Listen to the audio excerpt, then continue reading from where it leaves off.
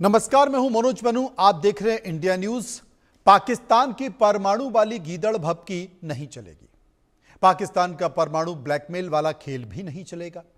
पाकिस्तान का परमाणु हथियार का वॉर बेकार नहीं जाएगा। ऐसा इसलिए क्योंकि भारत ने न्यूक्लियर हमले से बचने की देसी दवाई तैयार कर ली है, जो न्यूक्लियर रेडिएशन को बेअसर कर देगी। परमाणु हमले के बाद होने वाले रेडिएशन के खतरे से बचने के लिए भारत में बनी स्वदेशी एंटीडोट अब तैयार हो गई है। इसे डीआरडीओ ने दिल्ली में तैयार किया है, जिसका इस्तेमाल किसी भी इमरजेंसी के दौरान किया जा सकेगा। लेकिन यह कितना कारगर है, न्यूक्लियर रेडिएशन को कैसे बेअसर करेगा, आज इसी मुद्दे पर चर्चा होगी। लेकिन उसके पहले एक रिपोर्ट गौर से देखिए।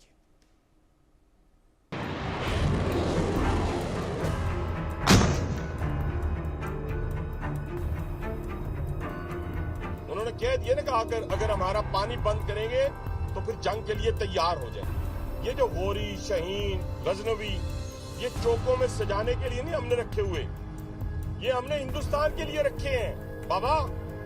ये जो 130 एटॉमिक हमारे पास वेपन है, वो हमने सिर्फ मॉडल बनाने के लिए नहीं रखे हुए। जिन परमाणु हथियारों पर पाकिस्तान इतराता है, जिस एटम बम का डर दिखाता है, जिसका नाम लेकर भारत को बार बार गिदड़ भभकी देता है, पाकिस्तान के उन परमाणु हथियार के वार नाकाम हो जाएंगे। शहबाज के न्यूक्लियर हथियार बेकार हो जाएंगे। पाकिस्तान के परमाणु किसी काम के नहीं रहेंगे। बिल्कुल सही सुना आपने। पाकिस्तान ने अगर परमाणु हमला किया भी तो इससे भारत को कोई नुकसान नहीं होगा, क्योंकि परमाणु हमले के बाद होने वाले रेडिएशन के खतरे से बचने के लिए भारत में बनी स्वदेशी एंटीडोट तैयार हो गई है। डीआरडीओ ने इसे दिल्ली में तैयार किया है। डीआरडीओ की दिल्ली स्थित प्रयोगशाला institute of nuclear medicine and allied sciences ने इस स्वदेशी एंटीडोट को तैयार किया है। न्यूक्लियर रेडिएशन से बचाने वाली इस दवा को दवा नियामक ने भी अपनी मंजूरी दे दी है। यानी साफ है कि पाकिस्तान के परमाणु टॉय टाई टाई फिस हो जाएंगे। पाकिस्तान के परमाणु का कोई असर नहीं होगा। पाकिस्तान का परमाणु पटाखों से ज्यादा कुछ नहीं होगा। परमाणु हमले के बाद रेडिएशन के खतरे से बचने के लिए डीआरडीओ ने जो एंटीडोट तैयार किया है, वो युद्ध के दौरान रक्षा कर्मियों के लिए भी फायदेमंद होगा, क्योंकि परमाणु हथियारों के इस्तेमाल से इसका सबसे अधिक खतरा रहता है। इसके साथ ही इस दवा का इस्तेमाल किसी भी परमाणु इमरजेंसी में किया जा सकता है। ये इमरजेंसी तब होती है जब परमाणु बिजली संयंत्र से किसी कारण से रेडिएशन का रिसाव हो जाता है। ऐसे में इस दवा का एंटीडोट आपके स्वास्थ्य की रक्षा करने में सक्षम हो सकता है। डीआरडीओ का विकसित ये एंटीडोट बाजार में प्रू डिकोर्प के नाम से मिलेगा। भारत की ये देसी दवाई न्यूक्लियर हमले से बचाएगी। अगर कोई न्यूक्लियर हमला हुआ भी तो भारत को ये सुरक्षित रखेगी। शायद यही वजह है जो पाकिस्तान परमाणु हमले की गिदड़ भभकी देता था, उसके सुर बदल गए हैं। जो पाकिस्तान परमाणु का डर दिखाता था, वो खुद खौफ खाने लगा है। सवाल है कि क्या पाकिस्तान को समझ में आ गया है कि परमाणु वाली गिदड़ भभकी अब नहीं चलेगी। भारत की देसी दवाई न्यूक्लियर हमले को नाकाम कर देगी। Bureau report, India news.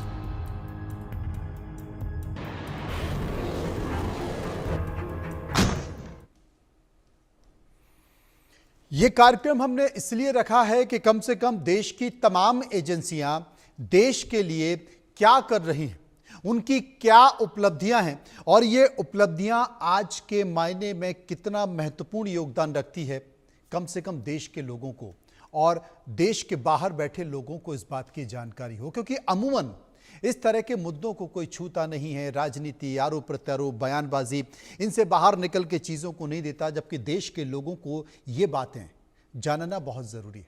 विस्तार से चर्चा करेंगे, समझने की कोशिश करेंगे। Wing commander retired Praful Bakshi sahab मेरे साथ मौजूद हैं, डिफेंस एक्सपर्ट हैं। रवि कुमार गुप्ता, जो कि पूर्व डायरेक्टर डीआरडीओ, वो मेरे साथ मौजूद हैं। रवि कुमार गुप्ता साहब के पास चलूंगा। रवि कुमार गुप्ता साहब, डीआरडीओ का एंटीडोट प्लान आखिर है क्या, देश जानना चाहता है। देखिए, आपने बहुत अच्छे मौके पे, बहुत अच्छे समय पे इस चर्चा को आपने लाए हैं। धन्यवाद के लिए। मैं दो बातें कहूंगा। एक तो जो जिसके बारे में चर्चा हो रही है, जिस दवाई के बारे में, ये दवाई कैसे काम करती है मैं ये बताऊंगा, और साथ में मैं ये बताऊंगा कि देखिए, ये एंटीडोट का काम ये खाली इस दवा तक सीमित नहीं है। क्योंकि जब एक आणविक हथियारों से हमला हो या किसी दुर्घटना के कारण किसी न्यूक्लियर एक्सप्लोजन, आपका जो रिएक्टर्स होते हैं उनमें कुछ विस्फोट हो जाए तब भी रेडिएशन निकलता है। और एक और खतरा है जो हर समय हमारे पे मंडराता रहता है, क्योंकि हमने देखा है कि भारत पे एक दशकों से आतंकवादी हमले होते आ रहे हैं। एक चीज होती है जिसे कहते हैं डर्टी बम। वो आपने एटम बम तो नहीं फटा फोड़ा, लेकिन आपने कुछ ऐसे जो आणविक जो में जो चीजें हैं जो उससे रेडिएशन निकलता है, जैसे आपका प्लूटोनियम है, जैसे आपका यूरेनियम है, ये रेडियो एक्टिव है। उसको हमारे शहरों में, हमारे जो पानी के जल स्रोत हैं या हवा में, उसको छोड़ देना, ये कहलाता है डर्टी बम। और ये आतंकवाद के माध्यम से बहुत बड़ा खतरा है। और मैं एक बात बताना चाहूंगा कि डीआरडीओ जो है बहुत पहले से प्रोएक्टिव होके, यानी आगे की सोच करके वो टेक्नोलॉजीज डेवलप करना शुरू करता है। तो अगर हम इसको बड़े परिप्रेक्ष्य में देखेंगे, एक तो हुआ इस दवाई के बारे में, दूसरा हुआ एक बड़े परिप्रेक्ष्य में, तो हम कई दशकों से इसकी तैयारी करते चले आ रहे हैं। इसे कहते हैं CBRN डिफेंस। ये केमिकल, न्यूक्लियर, बायोलॉजिकल और रेडिएशन के विरुद्ध कैसे बचा जाए, जनता को कैसे बचाया जाए, इसके लिए हमने कई दशकों से काम किया है और बहुत बेहतरीन काम हुआ है। क्योंकि हमें इसको खाली अपने फौजियों को ही नहीं बचाना, हमारे फौजी तो फ्रंट लाइन पर लड़ेंगे और वहां पे सबसे अधिक खतरा होगा, लेकिन हमने अपनी पूरी जनता को बचा के रखना है। तो ये काम हम बहुत समय से करते आ रहे हैं। अब मैं पहले आता हूं इस दवाई के ऊपर। जब कभी एक न्यूक्लियर रेडिएशन का एक एक्सपोजर होता है, तो न्यूक्लियर रेडिएशन 4 प्रकार का होता है: बीटा, गामा, अल्फा और न्यूट्रॉन। इसमें से जो आपके जो बीटा और अल्फा पार्टिकल हैं, वो वायु में ज्यादा देर तक ठहर नहीं पाते, वो खत्म हो जाते हैं। लेकिन ये बाकी के दोनों जो हैं ये बहुत डैमेज करते हैं।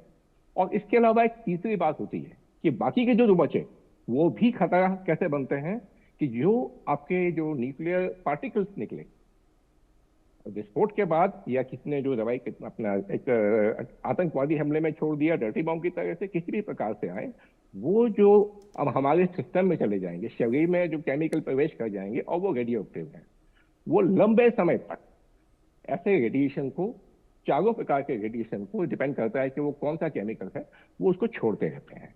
और इसका नतीजा ये होता है कि हमें बहुत से ऐसे सिम्टम्स आते हैं जो कि लगता है कि एक मामूली बात है, डायरिया हो जाना, उल्टियां हो जाना, चेहरे अपनी खाल के ऊपर लाली आ जाना, जो लगता है कि सामान्य सी बात है, कुछ हो गया होगा। लेकिन जब तक हम संभल पाते हैं बहुत देर हो चुकी होती है। ये जो दवाई है, जो शरीर में ऐसे केमिकल चले गए हैं, न्यूक्लियो रेडियो न्यूक्लियोटाइड चले गए हैं, ये उनके प्रभाव उनको शरीर से जल्दी से जल्दी बाहर निकालने में मदद करती है और उनको न्यूट्रलाइज करने में मदद करती है। और जब तक वो शरीर में है, वो शरीर के जो ऑर्गन्स हैं, हमारे वाइटल ऑर्गन्स हैं, जैसे आपके जहाँ से हमारे आपके हार्मोन की ग्रंथियां हैं, हमारा लिवर है, हमारा किडनीज हैं, इन सबको बचा के रखने में मदद करती है। तो ये तो दवाई का बात हुई। इसके अंतर्गत जब हमारा किसी भी चीज जो आपके ये है, चाहे वो केमिकल, बायोलॉजिकल या न्यूक्लियर या रेडिएशन, इसमें से किसी भी प्रकार का जो खतरा होता है, उससे बचने के 4 मुख्य स्तंभ हैं। पहला स्तंभ है डिटेक्शन, कि हमें पता तो लगे ये चीजें दिखाई नहीं देती, हमारे शरीर में चली जाएंगी, रेडिएशन हमें दिखाई नहीं देता, तो हमें पहले पता लगे कि हमें एक्सपोजर हुआ है।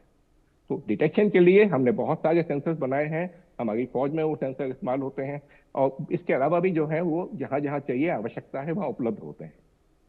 इसके बाद आती है बात कि डिटेक्शन हो गया, अब प्रोटेक्शन, कि अगर मुझे उस वातावरण में जाना पड़ रहा है, जैसे हमारे फौजी हैं या जैसे जो आपके डिजास्टर मैनेजमेंट के जो लोग हैं, अब उनका जो काम है वो जाके के बचाएंगे लोगों को वहां पे, तो उनको भी खतरा होता है। तो कैसे वो अपने आप को प्रोटेक्ट करके रखें कि रेडिएशन का कम से कम असर हो। तीसरा होता है कि आपका डिटेक्शन हो गया, प्रोटेक्शन हो गया, और डीकॉन्टेमिनेशन, कि जो जो चीजें हर सरफेसेस हैं, चाहे हमारा शरीर है, चाहे कपड़े हैं, चाहे आपके आसपास के और फर्नीचर हैं, या जो भी इंफ्रास्ट्रक्चर है, उसको वहां से इन केमिकल्स को कैसे सेफली हटाया जाए। तो डीकॉन्टेमिनेशन। और चौथा है मेडिकल मिटिगेशन। आज जिस दवा का हम बात कर रहे हैं, ये मेडिकल मिटिगेशन की कैटेगरी में आती है, और चारों स्तंभ को लेकर के डीआरडीओ की कई प्रयोगशालाएं हैं। इसमें से न्यूक्लियस, आपके इनमास का आपने नाम लिया, institute of nuclear medicine and allied sciences, वो एक लेबोरेटरी है इसके अतिरिक्त हमारी जोधपुर में लेबोरेटरी है, ग्वालियर में लेबोरेटरी है, कई और लेबोरेटरीज ने मिलकर काम किए हैं अलग अलग अपने अपने क्षेत्र की एक्सपर्टाइज में। तो हमारा देश, हमें कोई न्यूक्लियर ब्लैकमेल नहीं कर सकता। हमारा देश पूरी तरह से किसी भी स्थिति से निपटने के लिए तैयार है पूरी तरह से। और जहां तक रही बात पाकिस्तान के न्यूक्लियर ब्लैकमेल की, हमारे माननीय प्रधानमंत्री जी ने सबके सामने बोला है कि न्यूक्लियर ब्लैकमेल हमारे आगे नहीं चलेगा। ऑपरेशन सिंदूर में यह बात पूरी तरह सिद्ध हो गई कि पूरी संभावना है कि पाकिस्तान के पास तो न्यूक्लियर बॉम्ब तो है ही नहीं, वो किसी दूसरे देश ने उनको दे के रखे थे, यहाँ बचा के रखे थे। जब वहां पे बाई चांस उन्होंने उसको फैसिलिटी को डिक्लेयर नहीं किया, जब वहां पे हमला हो गया, कैसे भी हुआ, बम वहां के पड़ा और वहां पे उनको समस्या आई, तो वो भागे भागे अपने हथियार बचाने के लिए दौड़ के आ गए। तो रही बात हमारे देश की, हमारी जनता को पूरी तरह से, हमारे वैज्ञानिकों पे और हमारी सेनाओं पे पूरा भरोसा रखें कि उनको सुरक्षित रखने में हम पूरी तरह सक्षम हैं। जी, ये तमाम तरह के संकेत हैं। प्रफुल्ल बख्शी साहब मेरे साथ मौजूद हैं। प्रफुल्ल बख्शी साहब, सबसे बड़ी बात है कि पाकिस्तान जरा जरा सी बात में गीदड़ भभकी देने लगता है और वो अपने परमाणु बमों का उदाहरण पेश करने लगता है और वो कहता है कि साहब ये हमने देखने के लिए रखा है।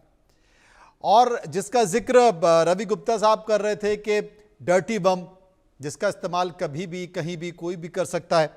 तो बहुत सारी परिस्थितियों को देखते हुए भारत पहले ही एहतियात के तौर पर एंटीडोट बना रहा है कि अगर परमाणु बम का इस तरह से कोई लीकेज होना या इस तरह से कोई हमला होना, गलत तरीके से, गलत संकेत के तौर पर अगर कोई इसका इस्तेमाल करता है, तो हम अपने लोगों की, अपने सैनिकों की रक्षा किस तरीके से कर सकें, इसलिए डीआरडीओ ये कर रहा है। Manoj ji, thank you very much. और बहुत अच्छा हुआ कि आपने रवि साहब को बुलाया जी आज, क्योंकि इनका जो नॉलेज है वही सारा कुछ क्लियर कर सकता है जी। तो it's very good, we should thank him कि इन्होंने हमारे को इतना ज़्यादा नॉलेज दिया। बट मैं मिलिट्री एप्लीकेशन के तरफ से बताऊंगा कि जो न्यूक्लियर और नहीं है, सिर्फ न्यूक्लियर, बायोलॉजिकल, केमिकल, सबका खतरा होता है। देखिए, जब हम न्यूक्लियर चले गए थे 1974 में, उस समय भी रिपोर्ट्स तैयार की गई थी कि आप you don't be like a boxer, की सिर्फ आप हिट कर सकते हो, जब आप हिट हो गए तो तब क्या करोगे, यानी कि जब आप पे न्यूक्लियर अटैक होगा तब क्या होगा। उस समय यह बताया गया था कि आपकी पूरी सिविल डिफेंस के अंदर इसका भी प्रावधान होना चाहिए कि nuclear medicinal devices, nuclear decontamination centres और न्यूक्लियर रिकवरी सेंटर्स, ये सब होने चाहिए। इन सब का जिक्र हो रहा है। पर ये बात जो है, अब देखिए मनोज साहब, हम नॉलेज तो लेके गेन कर लेंगे, पर नॉलेज जब तक हम उसको लगाएंगे नहीं, अपनी अप्लाई नहीं करेंगे, तो फायदा नहीं होगा।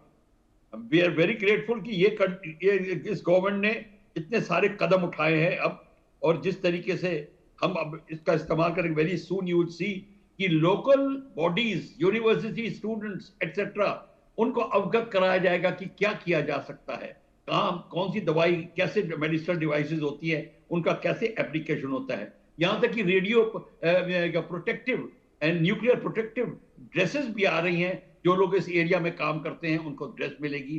जो कोई कंटेमिनेटेड एरिया होता है वहां पे भी इसका इस्तेमाल होगा। और किस तरीके से एक एरिया को क्लीन करना, देखिए जब फौज यूज करती है डिप्लीटेड यूरेनियम, जो आर्मर पियर्सिंग शेल्स को और आर्मर पियर्सिंग बनाता है, उसकी बड़ी जरूरत होती है। बट उसका जो बाईपास, जो डस्ट होता है, वो निकल के किडनी को डैमेज करता है, वो कैंसर भी कर सकता है। बड़े सोल्जर्स ने अपनी जान गंवाई है अमेरिका में इत्यादि, इवन ड्यूरिंग टेस्टिंग। हर लोग, कई कंट्रीज ने तो एडमिट नहीं किया, including America. We also lost a deputy commissioner in Yugoslavia, जो गई थी यहां से हिंदुस्तान की तरफ से, बिकॉज ऑफ डिप्लीटेड यूरेनियम। तो ये भी बड़ी खतरनाक चीज है। तो इसका भी जो एंटीडोट है, इसके भी डेंजर से अवगत कराया जा रहा है फौज को, पैरामिलिट्री फोर्सेस को, और नॉर्मल पब्लिक को भी कराना पड़ेगा। क्योंकि न्यूक्लियर अटैक की जब बात आएगी, अब टैक्टिकल न्यूक्लियर वेपन की बात करते हैं, ये पाकिस्तान धमकियां देता है, पर उससे पहले ही आ चुका था टैक्टिकल न्यूक्लियर वेपन, जो लो यील्ड के वेपन्स होते हैं। आर्टिलरी शेल भी न्यूक्लियर टिप्ड है, मिसाइल भी न्यूक्लियर टिप्ड है, जिसका, बट लो यील्ड का मतलब ये नहीं कि वो कंटेमिनेट नहीं करेगा, वो करेगा उस एरिया को। पर अगर आप गांव के पास ऐसी जगह पे आप ये एक्टिविटी हो रही है तो वहां का पानी, वहां की आबो हवा, वो सब अफेक्टेड होगी, विंड डायरेक्शन पे डिपेंड करेगा। तो ये सारी की सारी चीजों से भी हमको अवगत कराना है। यस, हमको सारी इसकी साइंटिफिक एप्लीकेशन और फॉर्मूला कैसे लगता है वो तो साइंटिस्ट बताते रहेंगे, पर हमारे जो मिलिट्री एडमिनिस्ट्रेशन है और जो हमारी और एडमिनिस्ट्रेटिव फोर्स जो फोर्स को एडमिनिस्ट्रेट करती है वो किस तरह अप्लाई करेंगी, किस तरीके से। आप देखिए टैंक्स बन रहे हैं एनबीसी केपेबल, मतलब न्यूक्लियर अटैक को भी झेल सकते हैं, पर जब न्यूक्लियर अटैक को झेलेंगे भाई इन्फेंट्री भी तो है, वो भी तो साथ में जा रही है, उसका क्या होगा? सिर्फ टैंक क्रू ही थोड़ी होगा, आर्टिलरी वालों को क्या होगा? ये सारी की सारी चीजों का भी अब ध्यान रखना पड़ेगा किस तरीके से, या कोई ऐसा एंटीडोट तैयार हो जो कि अभी ये ड्रग्स को रिप्लेस कर रहे हैं। एक बहुत अच्छा सीरियस मामला आया है जिसको मैं बताता हूं, जिसको कि स्पेसिफिक रेडियो न्यूक्लाइड जिसको कहते हैं, वो ड्रग्स को रिप्लेस कर रहे हैं, पर वो कितने कैसे अवेलेबल होंगे, किसको मिलेंगे, कैसे मिलेंगे, इसका भी प्रावधान होना पड़ेगा। हम actually to tell you the truth technology में नहीं मार खाते, पर how to apply and laziness in applying, उसमें हमने गलतियां करी हैं, ये प्रॉब्लम हमारे पास आती है। तो ये इतना भारी नॉलेज तो होना ठीक है, पर how do you relate and translate down into the local bodies of public, जो मिलिट्री, पैरामिलिट्री, सिक्योरिटी फोर्सेस, इसको भी हमें ध्यान देना पड़ेगा, सिर्फ बैटल फील्ड पे ही नहीं but in the cities also. और दूसरी बात है ये जो न्यूक्लियर वेपन्स की प्रोलिफरेशन हो रही है, अब देखिए इसके ऊपर क्या प्रावधान लगेगा, how do world body meet, अब डिप्लोमेटिक फोर्स भी अप्लाई करनी पड़ेगी, किस तरीके से इसका इस्तेमाल, धमकियां इत्यादि कैसे बंद हो। अभी कोई भी कंट्री न्यूक्लियर वेपन को बैन करने की बात नहीं करता, यानी कि मैं बता दूं मनोज, जो जिनीवा कन्वेंशन में भी नहीं कहा गया कि मैं न्यूक्लियर वेपन नहीं इस्तेमाल कर सकता। आपने केमिकल वेपन का बैन किया है, बायोलॉजिकल वेपन का बैन किया है, न्यूक्लियर वेपन का क्यों नहीं बैन किया? क्योंकि कोई कंट्री नहीं चाहता कि हम इस इक्के को अपने हाथ से निकाल दें। तो ये everybody wants to use this weapon. और सही बात है, क्योंकि तमाम छोटे छोटे देश भी इस वेपन के नाम से किसी भी बड़े देश को बचा सकते हैं, या यूं कह सकते हैं कि भाई अगर हम नहीं रहे तो फिर तुम भी नहीं रहोगे। और ये डर है, वो डर कम से कम आपको एक सुरक्षा का आभास भी कराता है। बहुत बहुत शुक्रिया करूंगा मैं, बख्शी साहब का शुक्रिया करूंगा मैं, गुप्ता जी का जो मेरे साथ इस